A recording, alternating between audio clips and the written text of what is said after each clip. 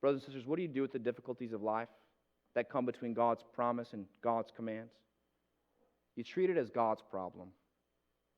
That's for God to work out, not for me to worry about.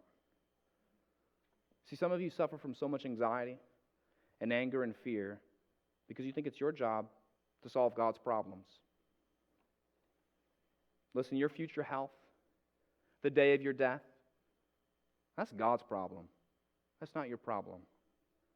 Yes, of course, live a self-controlled life. Live a healthy life. Live with moderation and wisdom. But the day of your death is God's problem, not yours.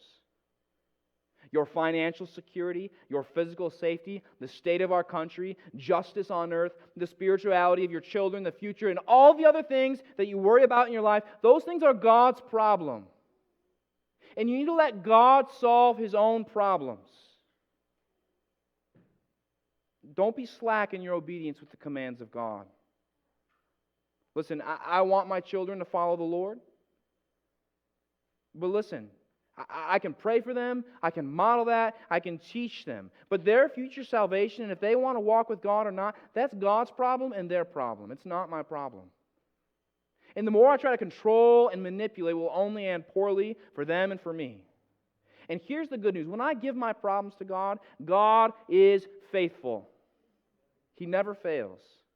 He's going to do what's right in His way and in His timing.